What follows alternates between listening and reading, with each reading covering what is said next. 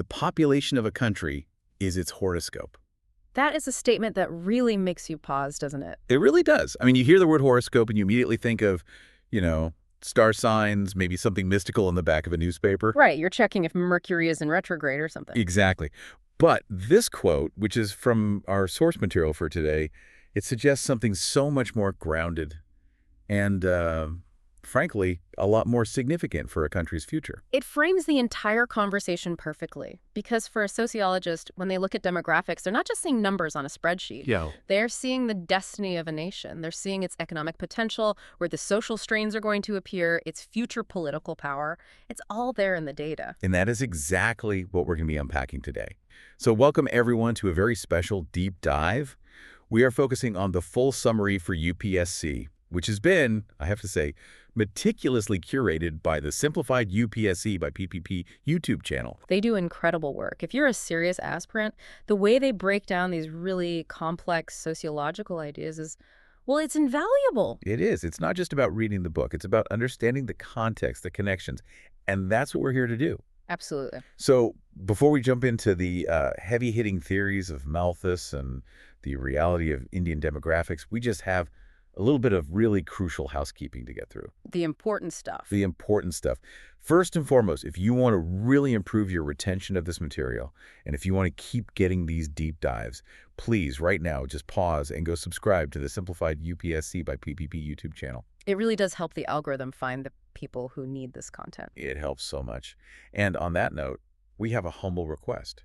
If you are capable, and if you find real value in what's being created here, please consider supporting the team on Patreon. Yeah, this kind of super useful, detailed content, it takes a lot of time, a lot of resources to put together. It really does. And that support is what allows the team to keep bringing it to you. Yeah. A massive warm shout out to all of the current supporters. You guys are the ones who make this possible, seriously? You are the real MVPs, or I guess we should say the real demographic dividend of this channel.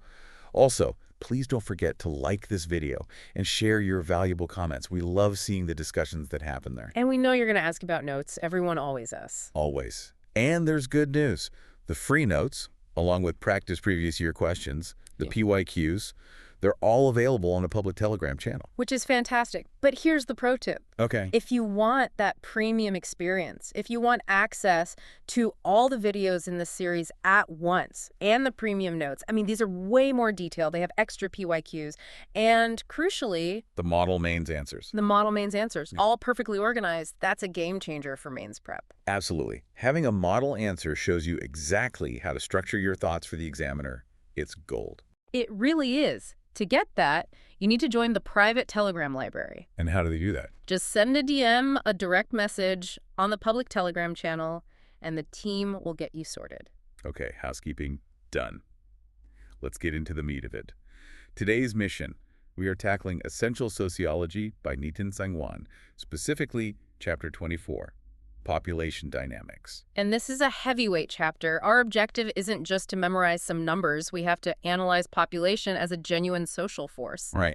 We need to connect the abstract theories to the gritty realities of Indian society, and most importantly for you listening, link everything we discussed directly back to the UPSC previous year questions. Okay, let's start with the big picture then. Segment 1. The numbers and the nightmare. Sounds a little dramatic, I know. But when you look at the data, it kind of is. It's significant.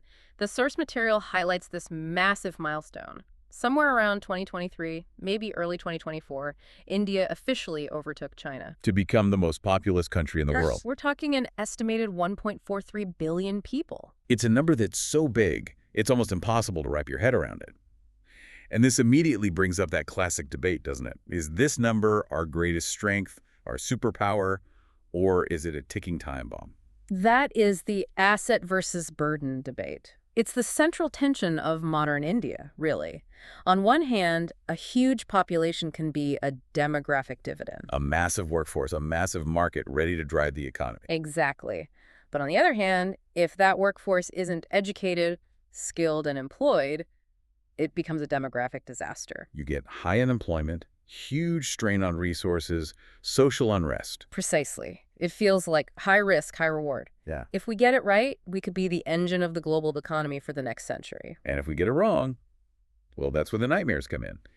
And to really understand that deep-seated fear of disaster, we have to go back in time to the original pessimist of population studies, Thomas Malthus. He was definitely a glass half empty kind of thinker. I always picture him as that friend who shows up to a picnic and immediately predicts it's going to rain. That's a good way to put it. So in 1798, he published his famous essay on the principle of population. And his core idea was, for the time, mathematically terrifying. He argued that population, when unchecked, grows geometrically. Right, like 2, 4, 8, 16, 32. It just doubles and spirals upward. Exactly, it compounds on itself. But, he argued, our ability to produce food are resources that only grows arithmetically. So 2, 4, 6, 8, 10. A straight line. A straight line. So you have this exponential curve of population growth and this linear line of food growth. Eventually, the lines are going to cross, and the mouths-to-feed ratio gets completely out of whack. And then you have a crisis. A massive crisis. He basically believed that humanity was condemned to live in poverty forever because the growth of mouths would always inevitably outstrip the growth of food. So what was his solution? How do you stop this crash? Well, he talked about checks on the population. He hoped for what he called preventive checks. Things like people choosing to get married later, or celibacy, what he termed moral restraint. Knowing what we know about human nature, I'm guessing he wasn't too optimistic about that one. He was not. He thought humans were pretty bad at that. The biological drive to reproduce was just too strong. So he predicted that nature would have to step in with what he called positive checks. And these are the nightmares. This is nature's brutal, unforgiving way of restoring the balance. Famine, disease, war. It's such a dark view of the world. Basically, either you stop having kids or nature will step in and kill them for you. That's the essence of it. Now, for a long time, especially in the 20th century, people just said Malthus was flat out wrong. Right. The Green Revolution happened. We invented tractors, fertilizers, better irrigation. We figured out how to make the food supply grow much faster than he ever imagined. We essentially made the arithmetic line of food production bend upwards, almost into a geometric curve of its own. We beat the Malthusian trap, or so we thought. But there's always a but, isn't there? Yeah, there is. And this is where our source text gets really interesting. It notes that we're seeing a kind of revival of Malthusian thought, a neo-Malthusianism, and it specifically mentions the COVID-19 pandemic. Oh, that's a fascinating connection. How do you link a virus to a 200-year-old theory? Well, you can look at the pandemic through the lens of Malthus's positive checks. It was a global disease, a biological event that acted as a check on the population. Millions died. So it's like nature pushing back. Exactly. It suggests that nature still has limits. This links directly to the modern ecological concept of carrying capacity. The idea that any given environment can only sustain a certain number of people before it starts to break down. Precisely. And many ecologists would argue that these kinds of pandemics are more likely to happen when we have a massive, dense global population that's constantly encroaching on wild habitats, increasing the chances of viruses jumping from animals to humans. That is a chilling but a very powerful way to frame it. And for the UPSC aspirants listening, that's your direct linkage. If you get a question on carrying capacity or environmental limits. You have to bring Malthus into that conversation. It shows you can connect a classical thinker to a contemporary crisis. It moves your answer from a general, we should save the environment kind of essay to a sociologically grounded argument. Okay, so Malthus gives us the scary why, the potential for disaster. But let's move to the how. How do populations actually grow and change over time? This brings us to the demographic transition theory. This feels a bit more structured than Malthus's doom and gloom. It's much more structured. It's really the standard model we use today to understand population change. It's based on the work of Warren Thompson, and it basically argues that there's a clear link between a country's level of industrialization and modernization and its population patterns. So it's not random. Societies go through predictable stages. Exactly. It's like a life cycle for a nation's population. Let's walk through them because this is absolutely crucial for understanding where India fits into the global picture. All right, let's start at the beginning. Stage 1. Stage 1 is the high fluctuating stage. In this stage, you have a very high birth rate, but you also have a very high death rate. And they cancel each other out. Pretty much. So you end up with very low or stagnant population growth. This is your typical pre-industrial agrarian society. Life is hard. Medical care is basically non-existent. Sanitation is poor. So you have a lot of kids, but tragically, a lot of them don't survive infancy or childhood? It's a survival strategy. You might have 8 children hoping that 3 or 4 will make it to adulthood to help on the farm and look after you in your old age. Okay, that makes sense. Then we hit stage 2, and you said this is where things get wild. This is the early expanding phase. Yeah. This is the population explosion. What kicks it off? What happens here is that the death rate starts to drop, and it drops dramatically. We figure out basic public health, sanitation, better nutrition. We develop antibiotics, vaccines. People just stop dying as young and as often. Okay, that's the good news. It is. But, and this is the absolute key to the whole theory, the birth rate stays high. Why? Why doesn't that change too? Because cultural norms and social values change much more slowly than technology. You can invent penicillin overnight, but you can't change a centuries-old belief that having a large family is a good thing overnight. That takes a generation or more. So you have far fewer people dying, but the same number of people being born, and boom. The gap between the falling death rate and the high birth rate creates an explosion in population numbers. This is what Europe went through in the 19th century during the Industrial Revolution, and it's what India hit hard in the mid-20th century right after independence. Right. So that leads us into stage 3. What happens next? Stage 3 is the late expanding phase. Here, the birth rate finally starts to fall. Okay, so society starts to catch up. What causes that? A whole bunch of things linked to modernization. Education spreads, especially for women. Contraception becomes more widely available and accepted. Urbanization means children are no longer an economic asset for farm labor. They become an economic liability to feed and educate in a city. So people start choosing to have smaller families. But you called this stage late expanding, which means the population is still growing. Yes, and this is a point that often confuses people. Even though the birth rate is falling, the total number of people keeps going up for a while. Wait, can you unpack that? If fewer babies are being born per family, how does the total number keep rising? That seems counterintuitive. It's a concept called population momentum. Think of it like a very heavy freight train. Even when the driver hits the brakes, the train's momentum will carry it forward for another mile before it finally stops. I see. The explosion in stage 2 created a huge generation of young people. Now that massive group is entering their reproductive years. So even if each couple in that group only has 2 or 3 children, much fewer than their parents had, there are just so many of them having children that the overall population number continues to climb. That makes perfect sense. It's the sheer volume of new parents, even if the family size itself is shrinking. Okay. And the final stage, stage 4. Stage 4 is low fluctuating. This is where you have a low birth rate and a low death rate. They're both low, so they're in balance again, and the population stabilizes. It might grow very slowly or not at all, or even start to decline slightly. And this is where most of Western Europe, Japan, North America are today. Exactly. Some demographers even talk about a stage 5, where the birth rate falls below the death rate and the population begins to shrink significantly, which is a major concern for countries like Japan and Italy right now. So the million-dollar question, or maybe the 1.43 billion person question, where does India sit on this spectrum right now? The expert analysis in our source material and the general consensus among demographers places India squarely in stage 3. So we are in that late expanding phase. We are. Our national birth rate is falling, and in some areas, falling quite rapidly. Our total fertility rate is approaching the replacement level. But because of that population momentum we just talked about, our absolute numbers are still growing. We're still that freight train that's trying to slow down. But I'm guessing it's not that simple. India isn't one uniform country, right? I imagine what's happening in, say, a tech hub in Kerala is worlds away from a rural village in Bihar. And that is the absolute key insight for a high-quality, nuanced UPSC answer. The demographic transition in India is not uniform. It's a story of multiple transitions happening at different speeds. The story of many Indias. Exactly. You have the southern states, Kerala, Tamil Nadu. They're basically already in stage 4. Their fertility rates are at or below replacement level.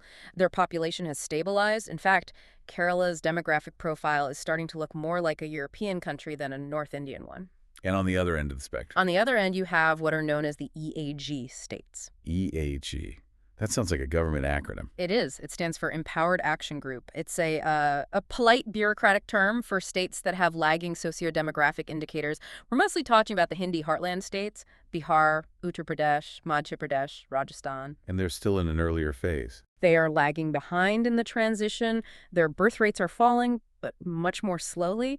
They're the ones who are still driving the bulk of India's population growth. And this connects directly to a previous year question, doesn't it? Yeah. Something like, In which phase of demographic transition will you put India into? Precisely. And if you get that question, you cannot just give a one-sentence answer saying stage 3. That's a failing answer. Okay, if we break it down. You have to say, nationally, India is in stage 3. However, this masks significant regional disparities. And then you explain the difference between the southern states, which are approaching stage 4, and the EAG states, which are further behind. And that has huge policy implications. Huge. It means we need a decentralized, state-specific population policy.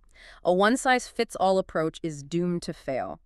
You can't apply a policy designed for population control in Bihar to Kerala, where the concern might soon be an aging population.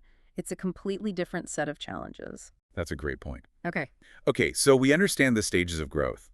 But let's dig even deeper into the why, segment 3, the determinants of population. Why do we grow?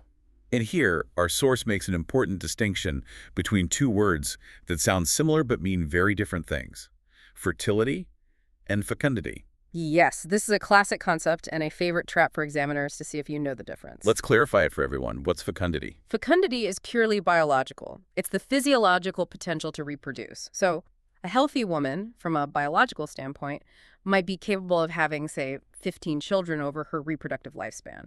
That potential is her fecundity. Okay, so it's the biological maximum. What's fertility then? Fertility is the actual number of offspring produced. Yeah. It's the reality. So just because a woman can have 15 children, her fecundity doesn't mean she will. She might choose to have only 2. That number 2 is her fertility. So fecundity is biology, but fertility is shaped by social choices. Exactly. And sociology is much more interested in fertility because that's where society, culture, and economics come into play. So what are the big factors that influence fertility in the Indian context? What makes the difference between a family having 2 kids or 6? Well, the source material is very clear on this. The single most powerful factor, the strongest contraceptive known to humanity, is not a pill or a device. It's education. Education is the strongest contraceptive. I like that. It's a powerful phrase. And it's backed by mountains of data. There is a perfect inverse correlation. The higher the level of female literacy in a region, the lower its fertility rate. It's an iron law of demography. And why is that? What's the mechanism? It works in several ways. When women are educated, they generally have more agency, more say in household decisions, they understand family planning better, and crucially, education delays the age of marriage. Which is the next big factor on the list. It is. If you're spending your teenage years in school and maybe college, you're probably not getting married at 15 or 16. And that's just simple math, isn't it?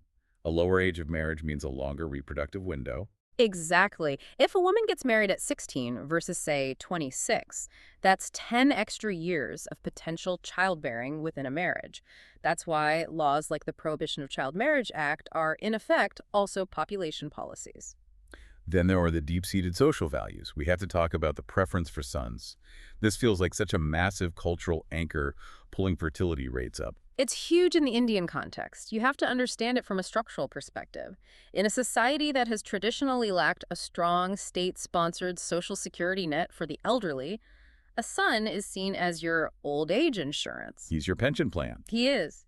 Because of our patriarchal and patrilocal kinship system, the daughter marries and leaves to join her husband's family. The son stays, he inherits the property, and he brings his wife into the home to care for the aging parents. It's a deeply economic calculation. So families will keep having children until they get a son. Yes. Sociologists call this the meta-son preference. A couple might ideally only want 2 or 3 children, but if their first 3 children are girls, they'll often keep trying for that one boy. And suddenly a family that wanted 3 kids ends up with 5. Exactly. And that inflates the overall fertility rate significantly. Now let's touch on a sensitive topic. Religion. There's so much noise about this, especially in political debates and on social media. What does the sociology actually say? The source material is very clear here, and it's important to stick to the data. There are a lot of misconceptions, particularly around the growth of the Muslim population in India. Right. While it's true that historically the fertility rate among Muslims has been higher than among Hindus, the data from the National Family Health Surveys shows 2 things very clearly. First, that gap is narrowing rapidly.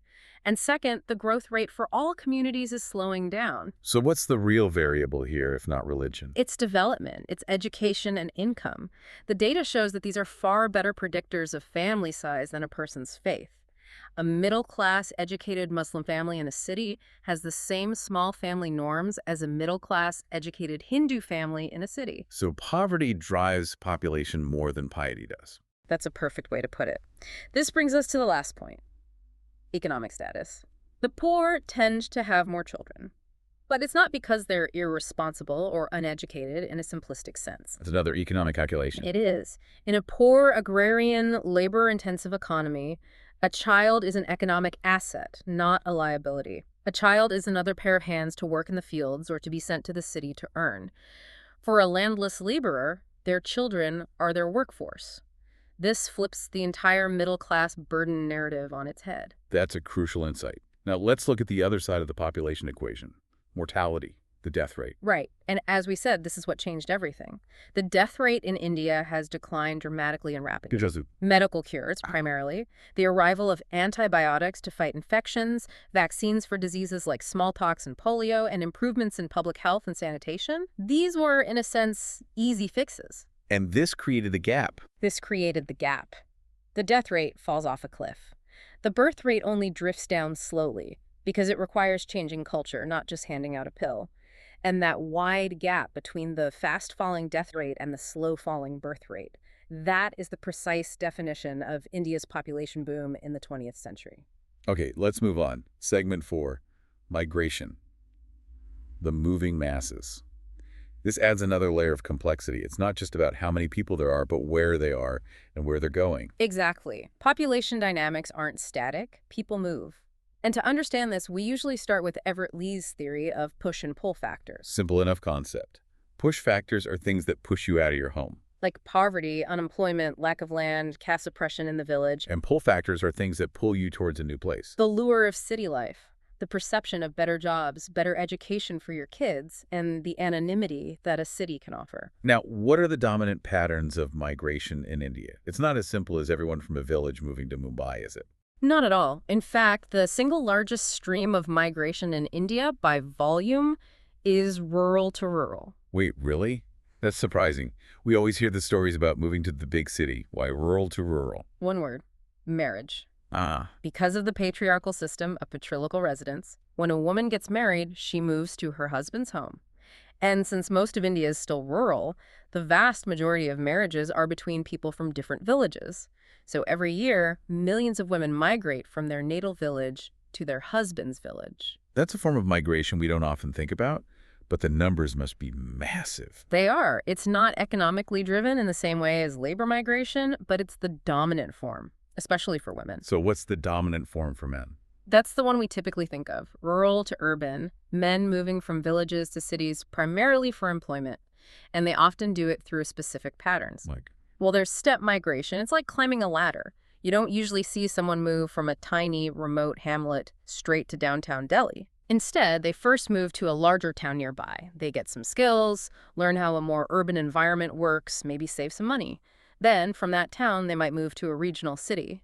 And then, finally, they take the big step to a major metro. They do it in stages. And there's also chain migration, right? That's about networks. Yes, that's the network effect. Yeah. One person from a village moves to a city and finds work, maybe as a taxi driver. He starts sending money home. His cousin or brother sees this success and decides to follow him.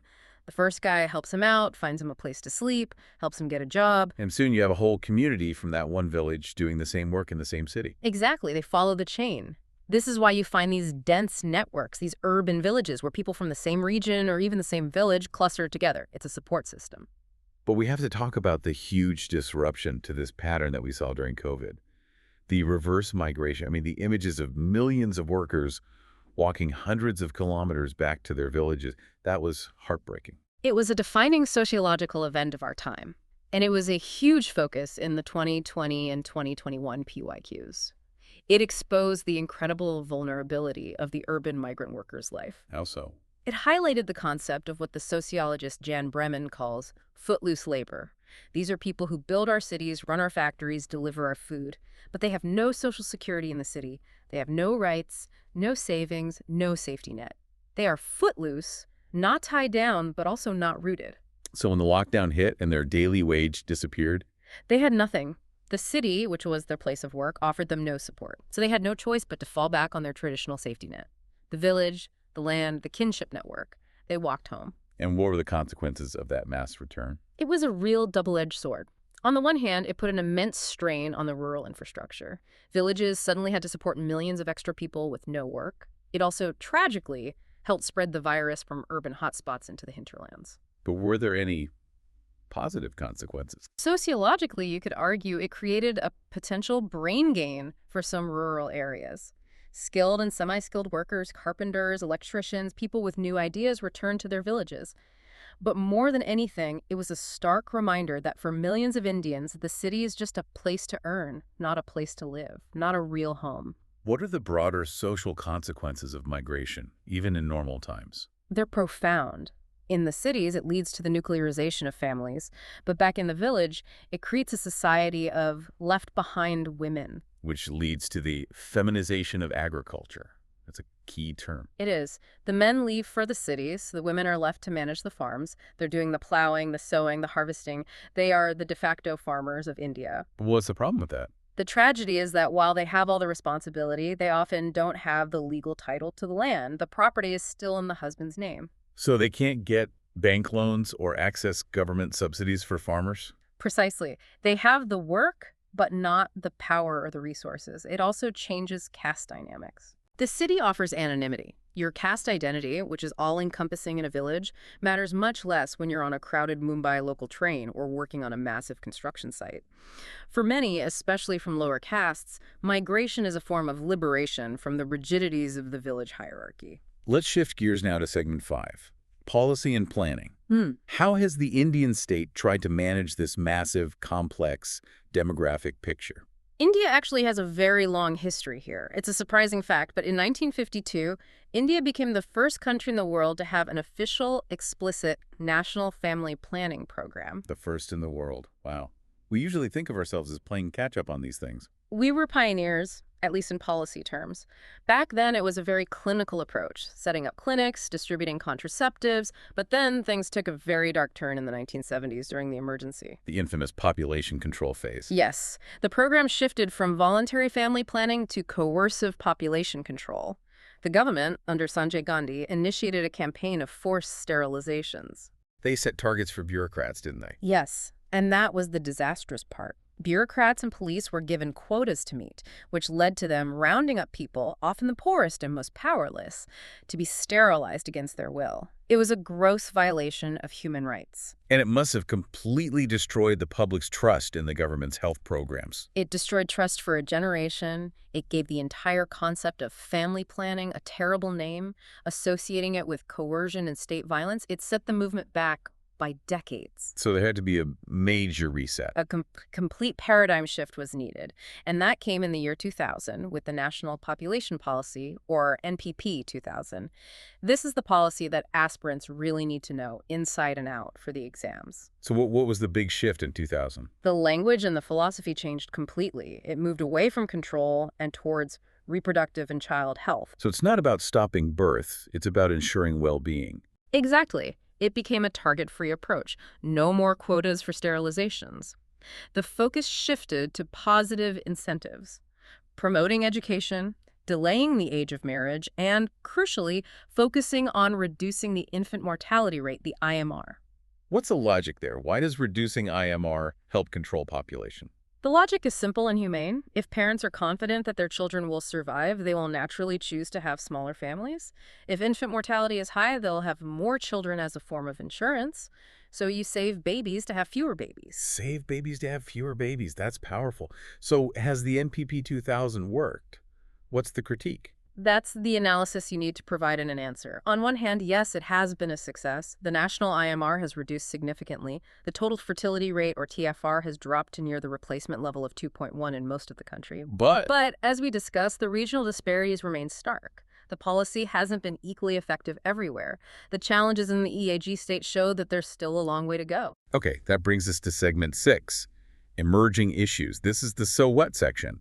Why does all this matter for Indian society right now and in the near future? And the first big one is the buzzword of the decade, the demographic dividend. Absolutely. The demographic dividend is a window of opportunity. It occurs when a country's working age population, usually defined as 15 to 59 years old, is larger than its dependent population, which is children and the elderly. And India is right in the middle of that sweet spot right now. We have this massive bulge of young people in our population pyramid. We do. We have the largest youth population in the world. This could be our engine for decades of high economic growth. But there's a huge catch. It's only a dividend if they have jobs. It's only a dividend if they're educated, skilled, healthy, and employed. If they're not, that dividend becomes a demographic disaster. Millions of young, frustrated, unemployed people. That's a recipe for social unrest, for crime. A recipe for disaster. And this is where the source material points to a critical gap.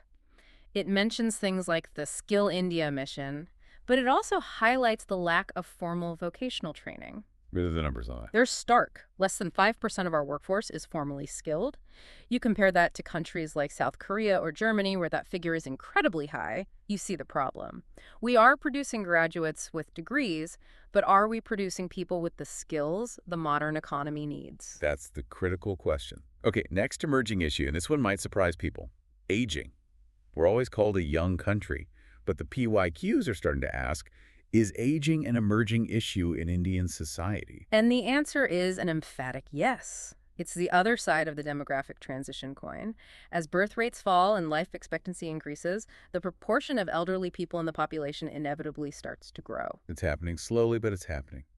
What are the specific sociological challenges of an aging India? Well, one is what sociologists call the feminization of aging. What does that mean? It means that women tend to live longer than men. But in our society, they often have less financial independence, fewer savings, and less likely to own property. So what we're seeing is a growing population of elderly women who are financially destitute and dependent. There's also the breakdown of the traditional support system. Exactly. The joint family, which was the traditional safety net for the elderly, is breaking down due to migration and urbanization. This leads to the empty nest syndrome. The children are working in Bangalore or Silicon Valley. Who takes care of the parents left behind in the village? Which is why we need policies like the Maintenance and Welfare of Parents and Senior Citizens Act. Okay, final emerging issue in this segment, and it's a grim one. The sex ratio and the concept of missing women. The data here is stark and shameful. The 2011 census showed a national sex ratio of 940 females for every 1,000 males. But the deeper sociological paradox, which the sociologist Ashish Bose pointed out, is where this problem is worst. It's not in the poorest, least developed states, is it? No.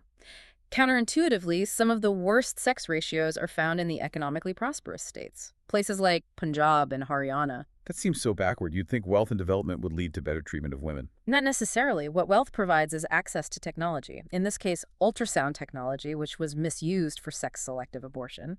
The meta-son preference we talked about earlier got weaponized by technology. So development doesn't automatically cure patriarchy. In some cases, it just gives it more modern tools to work with. Precisely. Ashish Bose cleverly coined a term for these states. He called them Damaru states. Damaru. It's a play on the old acronym BMRU, which stood for the 6 states. Damaru stands for Daughter Eliminating, Male Aspiring, Region of Uxoricide. It's a stark label for the reality of female feticide. It reinforces that deep-seated patriarchal view of girls as a liability, as pariah don, someone else's wealth. That's a powerful concept. Let's quickly touch on our last section, segment 7, reproductive health and child mortality. This is all closely linked to the gender issue we were just discussing. The infant mortality rate, or IMR, as we mentioned, is a critical indicator of a country's overall health and development. And it has a gender dimension in India. It does. Female infants in many parts of the country still face neglect compared to male infants. This can be neglect in terms of nutrition or in seeking health care when they are sick. And when we talk about reproductive health, it's about more than just having babies. Right? Much more. It's about the right to safe motherhood. It's about a woman's agency to choose when and if to have children. It's about access to contraception. And it encompasses issues like high rates of nutritional anemia among women and the health consequences of early marriage and childbirth. Wow. We have covered a massive amount of ground here, from Malthus to migration, from policy to patriarchy. To synthesize all of this for our listeners, how should they hold all these complex ideas in their head? I think the key takeaway is this. Population is not just a numbers game. It's a mirror that reflects a society's development, its culture, its patriarchal structures, and its policy successes and failures. India right now is at a fascinating crossroads. We're stabilizing in terms of numbers, but we're facing a whole new set of challenges like aging, skilling our youth, and correcting our skewed gender balance. And for someone writing a UPSC answer, what's the secret sauce? The secret sauce is to connect the dots. You must connect the data, the census figures, the IMR, the TFR with the thinker Malthus Warren Thompson, and with the reality, the stories of migration, the challenges of aging, the feminization of agriculture. If you can weave those three threads together in your answer, you'll go from a good answer to a fantastic one. Connect the dots. That's brilliant advice. It's what sociology is all about. All right, friends, that brings us to the end of this deep dive into population dynamics. I hope your brain is buzzing with as many new connections as mine is. And before you go, just a final, gentle reminder. If this conversation helped you clarify your thoughts, please pay it forward. Subscribe to Simplified UPSC by PPP. It's the best way to support them and make sure you keep getting this kind of content. And if you're in a position to do so, please consider supporting the mission on Patreon. It keeps the lights on and the knowledge flowing. And don't forget those Telegram channels, the public channel for free notes and practice questions, and the private library, just a GM to join for the premium package with the model answers and the full video archive. We want to leave you with one final provocative thought to mull over. We in India have spent the last 70 years worrying about having too many people. But if you look at Japan or China or Europe today, they are in a state of panic about having too few people. A completely different problem. As India's population growth stabilizes and we start to age, are we prepared for that future? It raises the ultimate question for our development story. Are we going to grow old before we grow rich? That is the ultimate question indeed. Thanks for listening, everyone. Keep diving deep. Goodbye for now.